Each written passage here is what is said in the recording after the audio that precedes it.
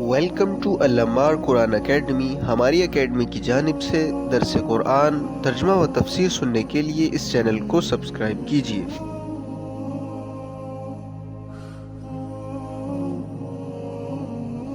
الحمد للہ رب العالمین، اما بعد فاعوذ باللہ من الشیطان الرجیم، بسم اللہ الرحمن الرحیم۔ جیسا کہ آپ سب کے ذہن میں ہے کہ ہمارا جو درس ہے وہ چل رہا تھا، طلاق والے مسائل چل رہے تھے، عدت والے طلاق والے مسائل چل رہے تھے، تو آگے بھی وہی طلاق کی باتیں چل رہی ہیں۔ اعوذ باللہ من الشیطان الرجیم، بسم اللہ الرحمن الرحیم۔ الطلاق مرتان فامساک بمعروف او تصریح باحسان۔ طلاق وہ طلاقیں جن کے بعد رجوع صحیح ہے، مرتان دو دفعہ ہیں، فامساکن پس روکنا ہے بیوی کو، بمعروف اچھے طریقے سے، او تصریح یا الگ کر دینا ہے، باحسان عمدگی کے ساتھ، ولا یحل لکم اور نہیں ہے حلال تمہارے لیے، ان تأخذوا یہ کہ لو تم، مما وہ چیز، آتیتموہن جو تم نے ان عورتوں کو دی ہے، شیئن کچھ بھی، الا ان یخافا مگر یہ کہ میاں بیوی دونوں خوف کھائیں، اللہ یقیما حدود اللہ یہ کہ وہ دونوں اللہ تعالیٰ کی حدود کو قائم نہیں رکھ سکیں گے، اللہ یقیما حدود اللہ یہ کہ وہ دونوں اللہ تعالیٰ کی حدود کو قائم نہیں رکھ سکیں گے، فَإِنْ خِفْتُمْ پس اگر تم خوف کرو، یعنی وارثوں اور رشتہ داروں کا، اللہ یقیما یہ کہ وہ دونوں اللہ تعالیٰ کی حدود کو قائم نہیں رکھ سکیں گے، تو مخاطب کیا گیا ہے وارثوں اور رشتہ داروں کو کہ اللہ یقیما میاں بیوی کے بارے میں کہ یہ دونوں جو اللہ تعالیٰ کی حدود کو قائم نہیں رکھ سکیں گے، حدود اللہ اللہ تعالیٰ کی حدود کو، فلا جناح علیہما پس کوئی گناہ نہیں ہے ان دونوں پر، فی مفتدت بھی اس چیز کے بارے میں جو عورت نے فدیے کے طور پر دی، تلک حدود اللہ یہ اللہ تعالیٰ کی حدیں ہیں، فلا تعتدوها پس تم حدود سے تجاوز نہ کرو، ومن یتعد حدود اللہ اور جس نے تجاوز کیا اللہ تعالیٰ کی حدود پر،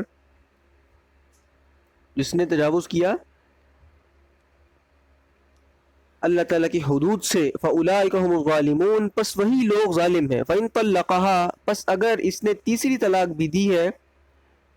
پس اس نے تیسری طلاق دے دی، فَلَا تَحِلُّ لَهُ پس نہیں ہے حلال اس کے لیے، مِن بَعْدُ اس کے بعد، حَتَّى تَنْكِحَ زَوْجًا غَيْرَهُ یہاں تک کہ وہ عورت نکاح کرے کسی اور مرد کے ساتھ، فَإِن طَلَّقَهَا پس اگر اس اور مرد نے بھی اسے طلاق دے دی، فَلَا جُنَاحَ عَلَيْهِمَا پس کوئی گناہ نہیں ہے ان کو، پس کوئی گناہ نہیں ہے ان پہلے دونوں پر، ان یتراجع یہ کہ نئے نکاح کے ساتھ رجوع کریں، ان ظن اگر وہ دونوں یقین کرتے ہیں، ان یقیما حدود اللہ کہ یہ قائم رکھیں گے اللہ تعالیٰ کی حدود کو، وتلک حدود اللہ اور یہ اللہ تعالیٰ کی حدیں ہیں، یبینوہا بیان کرتے ہیں ان کو، لقوم یعلمون اس قوم کے لیے جو جانتی ہے، وَإِذَا طَلَّقْتُمُ النِّسَاءَ اور جس وقت تم طلاق دے دو عورتوں کو، فَبَلَّغْنَ أَجَلَهُنَّ بس وہ قریب پہنچے اپنے عدت کو، فَامْسِكُوهُنَّ پس تم ان کو روکو، بِمَعْرُوفٍ عمدگی کے ساتھ، او سرحوہن یا الگ کر دو ان کو، بمعروف عمدہ طریقے سے، ولا تمسکوہن اور نہ روکو تم ان کو، ضرارا تکلیف دینے کے لیے، لتعتدوا تاکہ تم تجاوز کرو، ومن یفعل ذلک اور جس نے یہ کاروائی کی، فقد ظلم نفسہ پس تحقیق اس نے اپنی جان پر ظلم کیا، ولا تتخذوا اور نہ بناؤ تم آیات اللہ اللہ تعالیٰ کی آیات کو، ہزوا ہنسی اور کھیل، وَاذْكُرُوا اور یاد کرو تم نعمت اللہ علیکم اللہ تعالیٰ کی نعمتوں کو جو تم پر ہوئی ہے، وَمَا أَنزَلَ عَلَيْكُمْ اور جو اللہ تعالیٰ نے نازل فرمائی تم پر، من الکتاب کتاب، والحکمہ اور سنت اور احادیث، یعظکم بہ اللہ تعالیٰ تمہیں اس کی نصیحت کرتے ہیں، واتقوا اللہ اور اللہ تعالیٰ سے ڈرو، وَاعْلَمُوا اور تم جان لو، ان اللہ بے شک اللہ تعالیٰ بکل شیء علیم ہر چیز کو جانتے ہیں۔ طلاق کا مسئلہ چل رہا تھا آپ کے سامنے ہے، اللہ تعالیٰ کا ارشاد ہے، الطلاق یہاں تمام مفسرین اکرام رحمۃ اللہ علیہم فرماتے ہیں کہ طلاق رجعی مرتان دو دفعہ ہے، اگر کسی شخص نے اپنی بیوی کو صریح الفاظ میں یہ کہا کہ میں نے تجھے طلاق دے دی ہے، یا یہ جو ہے ایک طلاق ہو گئی، اس کے بعد وہ رجوع کر سکتا ہے بغیر نکاح کے،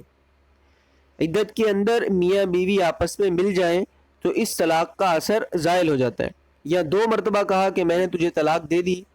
میں نے تجھے طلاق دے دی، تو عدت ختم ہونے سے پہلے میاں بیوی آپس میں مل گئے تو ان طلاقوں کا اثر ختم ہو گیا۔ لیکن بات اچھی طرح یاد رکھیں کہ آئندہ اس کو صرف ایک طلاق کا حق حاصل ہوگا، گنتی میں یہ 2 طلاقیں محفوظ رہیں گی، اور اگر عدت ختم ہو گئی، عدت ختم ہونے کے بعد خود بخود علیحدگی ہو جائے گی۔ اب اگر یہ دوبارہ آپس میں نکاح کرنا چاہیں تو نکاح کی اجازت ہے، اور اگر وہ عورت کسی اور کے ساتھ نکاح کرنا چاہے تو بھی کر سکتی ہے، کیونکہ وہ اب آزاد ہے۔ تو اللہ تعالیٰ فرماتے ہیں طلاق مرتان، رجعی طلاقیں 2 ہیں، ان دونوں کے بعد حق ہے فَإِمْسَاكُمْ بِمَعْرُوفٍ، پس روکنا ہے عمدگی کے ساتھ کہ تم عورتوں کو روکو، یعنی نکاح میں رکھو عمدگی سے، او تسریح بِإِحْسَان، یا چھوڑ دو، الگ کر دو عمدگی کے ساتھ، یعنی اگر تم نہیں رکھنا چاہتے تو اس کو عمدگی کے ساتھ الگ کر دو، یعنی اچھے طریقے سے۔ درمیان میں خلا کا مسئلہ ہے، اس کے بعد میں جو ہے انشاءاللہ اس کو بیان کروں گا۔ اس کی پہلی والی آیت سمجھ لیں، فرمایا فَإِن طَلَّقَهَا، پس اگر اس نے طلاق دے دی اس عورت کو، یعنی تیسری، یعنی اگر خاوند نے 2 طلاقوں کے بعد تیسری طلاق بھی دے دی، فَلَا تَحِلُّ لَهُ، پس یہ عورت اس کے لیے حلال نہیں ہے، من بعد، ان 3 طلاقوں کے بعد، حتیٰ تنکیح زوجن غیرہ، یہاں تک کہ وہ عورت نکاح کرے اس مرد کے علاوہ کسی اور مرد سے۔ تو حاصل یہ نکلا کہ ایک طلاق کے بعد 2 طلاقوں کے بعد دوران عدت رجوع کا حق تھا، اور عدت کے بعد نکاح کا حق جو ہے وہ بھی تھا، لیکن جب تیسری طلاق دے دی تو اب یہ سارے حق جو ہیں وہ ختم ہو گئے، نہ تو اس کو رجوع کا حق ہے اور نہ ہی نکاح کر کے رکھ سکتا ہے۔ اب مسائل طلاق جو ہے طلاق ثلاثہ کا جو مسئلہ ہے یہ سمجھیں، یہ اچھی طرح یہ بات سمجھیں کہ قرآن بھی یہی حکم دیتا ہے، اور احادیث بھی کثرت کے ساتھ ہیں جن سے یہ حکم واضح ہوتا ہے، اور چاروں ائمہ یعنی امام حنیفہ، امام مالک، امام شافعی اور امام احمد بن حنبل رحمۃ اللہ علیہم بھی اس بات پر متفق ہیں، اور 100% محدثین بھی اس بات پر متفق ہیں، یعنی امام بخاری رحمۃ اللہ علیہ سے لے کر حافظ ابن حجر اسقلانی رحمۃ اللہ علیہ تک تمام محدثین اس بات پر متفق ہیں کہ 3 طلاقیں 3 ہی ہیں۔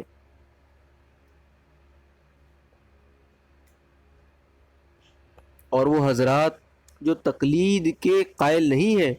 غیر مقلد ہیں، جو اپنے آپ کو اہل حدیث کہلواتے ہیں، ان میں 2 گروہ ہیں، ایک حافظ ابن حزم ظاہری رحمۃ اللہ علیہ اور روح پڑی پارٹی ہے ایک، یہ لوگ جو ہے یہ بھی 3 کو 3 ہی کہتے ہیں، اور دوسرا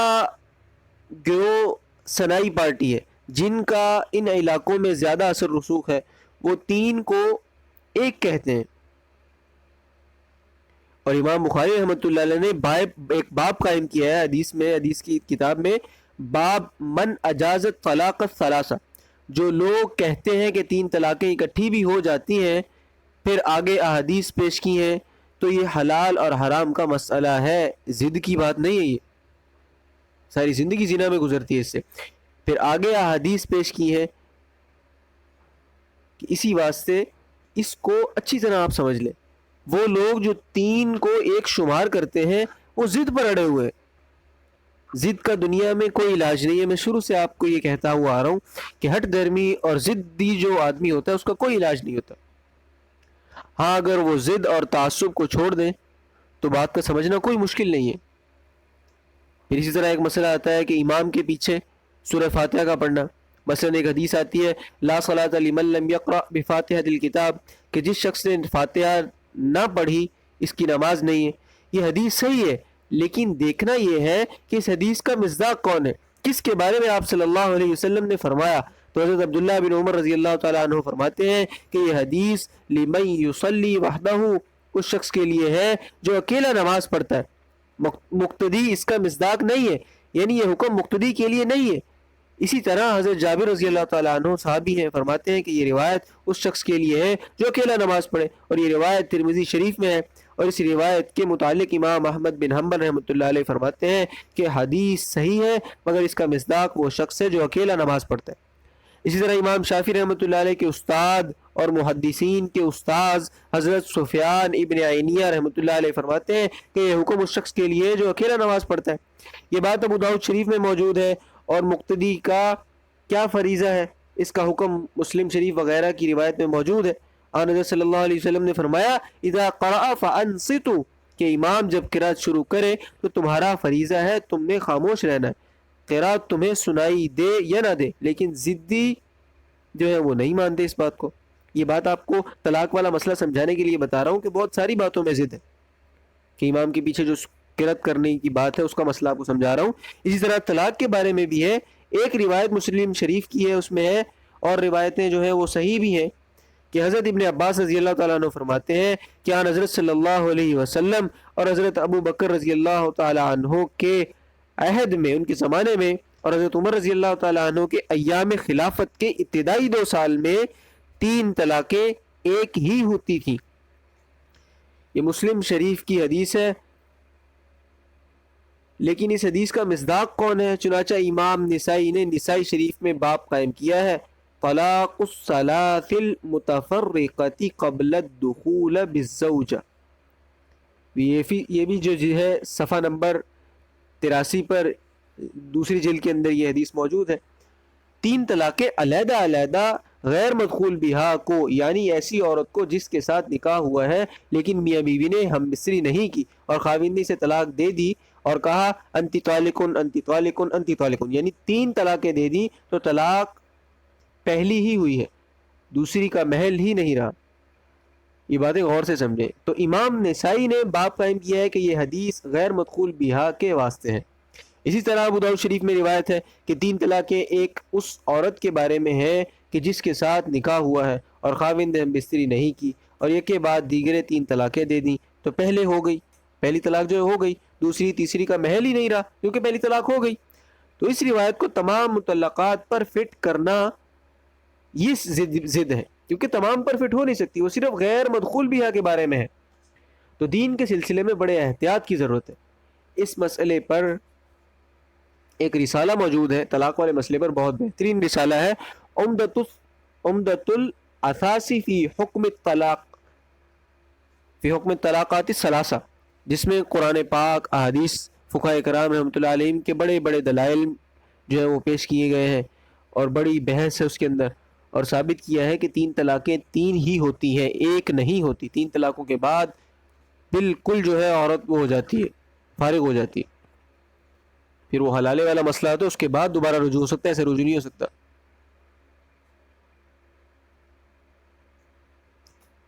اور اس آیت کے تحت جو ہے یہ جو آپ کے سامنے طلاق والی آیت بیان ہوئی، اس کے تحت مفتی اعظم پاکستان مولانا مفتی محمد شفیع صاحب رحمۃ اللہ علیہ، مفتی تقی عثمانی صاحب کے جو والد محترم تھے، انہوں نے اپنی تفسیر معارف القرآن میں، آپ سب نے نام سنا ہوگا، بڑی مقبول تفسیر ہے، میں جو ہے اس کتاب کا حوالہ بھی دیا ہے اور اس کے مصنف کا نام مولانا سرفراز خان صفدر صاحب، ان کا نام بھی دیا ہے کہ اگر آپ کو اس مسئلے میں علمی طور پر زیادہ ضرورت ہے تو اس کتاب کو دیکھیں، یعنی اس رسالے کو دیکھیں.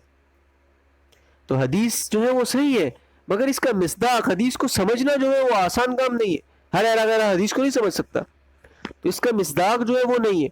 جو غیر مقلد حضرات سمجھتے پھرتے ہیں. جس طرح قرآن پاک میں مومنوں سے خطاب ہے اقیموا الصلاۃ وآتوا الزکاۃ، اے وہ لوگوں جو ایمان لائے ہو نماز قائم کرو اور زکوٰۃ ادا کرو. تو زکوٰۃ ہر آدمی تو دینے والا نہیں ہے، یہ ایک باریک سی مثال ہے، عام سی مثال آپ سمجھ سکتے ہیں. قرآن میں کیا ہے؟ اقیموا الصلاۃ وآتوا الزکاۃ، اے وہ لوگوں جو ایمان لائے ہو نماز قائم کرو اور زکوٰۃ ادا کرو. اب آپ خود بتائیں کہ زکوٰۃ جو ہے وہ تو صرف اسی پر ہوگی نا جو صاحب نصاب ہے. اگر کوئی مسئلے کو سمجھنا چاہے تو اس کے لیے کوئی دقت کی بات نہیں، البتہ ضد اور تعصب کا دنیا میں کوئی علاج نہیں. ورنہ یہ کہا جا سکتا ہے اس آیت کے پیش نظر کہ جو نماز پڑھتا ہے وہ زکوٰۃ دے گا، حالانکہ ایک عام سی بات ہے. اسی طرح حدیث میں واضح موجود ہے لیکن پھر ضد کرتے ہیں. تو آگے اللہ تعالیٰ فرماتے ہیں فلا تحل له، پس وہ عورت اب اس کے لیے حلال نہیں ہے، من بعد، تیسری طلاق کے بعد. سنت اور مستحب طریقہ یہ ہے کہ طلاق طہر میں دے، کہ ایک طہر میں ایک طلاق اور دوسرے طہر میں دوسری طلاق اور تیسرے طہر میں تیسری طلاق. لیکن اگر کسی نے 3 طلاقیں ایک مجلس میں دے دیں، یہ ایک کلمے کے اندر جو طلاق ایک کے ساتھ جو ہے 3 طلاقیں اکٹھی دے دیں ایک کلمے میں، تو طلاق واقع ہو جائے گی۔ ایک مجلس کا مطلب یہ ہے کہ ایک ہی جگہ بیٹھے ہوئے کہا کہ تجھے طلاق ہے، تجھے طلاق ہے، تجھے طلاق ہے، اور ایک کلمے کا مطلب یہ بھی ہے کہ کہے تجھے 3 طلاقیں ہیں تو بھی تینوں طلاقیں واقع ہو جائیں گی۔ تو دونوں صورتوں میں پہلی صورت کیا بتائی کہ ایک ہی جگہ بیٹھے بیٹھے تجھے طلاق ہے، تجھے طلاق ہے، تجھے طلاق ہے، یہ بھی تینوں طلاقیں واقع ہو جائیں گی۔ اور اگر ایک ہی کلمے میں کہا کہ تجھے 3 طلاقیں ہیں تو بھی دونوں صورتوں میں طلاق واقع ہو جاتی ہے، 3 طلاقیں ہی واقع ہو جاتی ہیں۔ آگے فرمایا حتی تنکیح زوجا غیرہ، یہاں تک کہ وہ عورت کسی اور مرد کے ساتھ نکاح کرے، فإن طلقها، پس اگر اس دوسرے خاوند نے بھی طلاق دے دی اس کو، فلا جناح علیہما، فلا جناح علیہما، تو کوئی گناہ نہیں ہے ان دونوں پر، یعنی اس عورت کا جو پہلا خاوند تھا اس پر اور اس عورت پر کوئی گناہ نہیں ہے، ان یتراجعا، یہ کہ یہ دونوں آپس میں رجوع کر لیں، یعنی عدت گزرنے کے بعد نئے سرے سے نکاح کر لیں۔ مگر شرط کیا ہے؟ یہاں پر ایک شرط ہے، ان ظنا ان یقیما حدود اللہ، اگر وہ دونوں یقین کریں کہ اللہ تعالیٰ کی حدود کو قائم رکھ سکیں گے تو پھر رجوع کرنا ہے۔ چونکہ پہلے بھی اختلاف ہوا تھا اور نوبت طلاق تک پہنچ گئی تھی، اب اگر وہ نکاح کرنا چاہتے ہیں تو انہیں اس بات کو ملحوظ رکھنا پڑے گا کہ وہ اللہ تعالیٰ کی حدود کو قائم رکھ سکیں گے۔ خلا کا مسئلہ ہے، پھر اوپر تھوڑا سا بیان ہوا تو اس کو چھوڑ دیا تھا، اب وہ کیا ہے مسئلہ؟ خلا کا مسئلہ ہے کہ ولا یحل لکم، اے مردو تمہارے واسطے حلال نہیں ہے، ان تأخذوا، یہ کہ لو تم، مما، اس چیز سے، آتیتموہن، جو تم نے عورتوں کو دیا ہے، شیئن، کچھ بھی، یعنی مہر دیا ہے یا ہدیے کے طور پر کوئی چیز دی ہے، تو طلاق کے بعد تم ان سے کچھ نہیں لے سکتے، الا ان یخافا، مگر یہ کہ میاں بیوی خوف کرے، اللہ یقیما حدود اللہ، یہ کہ وہ اللہ تعالیٰ کی حدود کو قائم نہیں رکھ سکیں گے، آپس میں ان کا مزاج نہیں ملتا یا کسی اور وجہ سے ان کا نباہ نہیں ہو سکتا، فَإِنْ خِفْتُمْ، پس اگر ان اے دونوں کے وارثوں، پھر آگے وارثوں سے خطاب ہے، فَإِنْ خِفْتُمْ، پس اے دونوں کے وارثوں اور رشتہ داروں تمہیں خوف ہو، اللہ یقیما حدود اللہ، کہ یہ دونوں میاں بیوی جو ہیں یہ اللہ تعالیٰ کی حدود کو قائم نہیں رکھ سکیں گے، فلا جناح علیہما، پس نہیں ہے گناہ ان دونوں پر، فی مفتدت بھی، اس چیز میں کہ عورت نے فدیہ یعنی رقم دے کر مرد سے طلاق لے لی۔ اب آپ مسئلہ سمجھیں، اگر بیوی خاوند کا آپس میں نباہ نہیں ہو سکتا، مثلا مزاج نہیں ملتا، کیونکہ مزاج کا بھی بڑا اثر ہوتا ہے، اسی واسطے شریعت کفو کے اندر نکاح کرنے کو ترجیح دیتی، اور کفو کا معنی ہے برادری، اور برادری میں مزاج اور ذہن ملتے جلتے ہوں گے تو گڑبڑ جو ہے وہ نہیں ہوگی، اور غیر کفو میں مزاج نہ ملنے کی وجہ سے مشکل پیدا ہوگی۔ باقی نکاح وغیرہ کفو میں بھی جائز ہے، حرام نہیں ہے۔ تو اگر میاں بیوی کا مزاج نہیں ملتا یا کوئی اور ایسی وجہ ہے کہ نباہ نہیں ہو سکتا تو شریعت نے خلا کی اجازت دی ہے۔ البتہ اس میں تفصیل یہ ہے کہ اگر خرابی جو ہے وہ بیوی کی طرف سے ہے کہ وہ رہنا نہیں چاہتی اور خاوند رکھنا چاہتا ہے، تو ایسے موقع پر خاوند عورت کو کہہ دے تو مجھے جو ہے وہ پیسے دے دے، تو میں تجھے طلاق دے دیتا ہوں، کیونکہ میرا شادی پر جو ہے وہ خرچہ ہوا ہے اچھا خاصا، اور اگر بیوی رہنا چاہتی ہے اور شرارت خاوند کی طرف سے ہو تو ایسی صورت میں خلا کا مال حرام تو نہیں ہے مگر مکروہ ہے، کہ شرارت بھی اس مرد کی ہے اور رقم بھی وہی جو ہے مرد لینا چاہتا ہے، اس میں بھی اختلاف ہے کہ مرد نے جتنا مہر دیا ہے اتنے پر ہی خلا ہو یا حق مہر سے زیادہ رقم جو ہے وہ لے سکتا ہے۔ امام شافعی فرماتے ہیں کہ جتنا مہر دیا ہے اس سے زیادہ پر بھی خلا ہو سکتی ہے۔ امام حنیفہ فرماتے ہیں کہ مہر سے زیادہ رقم نہ لے، کیونکہ حضرت ثابت بن قیس صحابی ہیں، یہ بڑے ذہین اور مقرر تھے، قد ان کا چھوٹا تھا اور رنگ جو ہے سیاہ تھا، ان کی بیوی بڑی خوبصورت تھی، تو اس کی جو بیوی تھی انہوں نے حضور صلی اللہ علیہ وسلم کو کہا کہ حضرت میرا خاوند ویسے تو بڑے اچھے ہیں، خرچہ بھی دیتے ہیں، اخلاق بھی اچھا ہے، مگر میں جب دیکھتی ہوں تو مجھے کراہت آتی ہے جس سے میرے ایمان پر زد پڑے گی، لہٰذا مجھے طلاق دلوا دے۔ آپ صلی اللہ علیہ وسلم نے فرمایا کہ وہ باغ جو اس نے تجھے مہر دیا تھا واپس کر دے۔ تو حضرت ثابت کی بیوی نے کہا کہ حضرت میں وہ باغ بھی دے دوں گی اور کچھ مزید بھی دے دوں گی۔ تو مسند احمد کی روایت میں ہے آپ صلی اللہ علیہ وسلم نے فرمایا اما الزیادۃ فلا، بہرحال زیادہ دینا درست نہیں ہے۔ اس طرح حدیث کے پیش نظر امام حنیفہ کا موقف یہ ہے کہ جو مہر دیا ہے اس سے زیادہ نہ لے۔ فرمایا تلک حدود اللہ، یہ اللہ تعالیٰ کی حدیں ہیں، فلا تعتدوها، پس تم ان سے آگے نہ بڑھو. ومن یتعد حدود اللہ، اور جس نے اللہ تعالیٰ کے حدود سے تجاوز کیا، فاولئک هم الظالمون، پس یہی لوگ ظالم ہیں. یہ پہلے میں عرض کر دیا ہے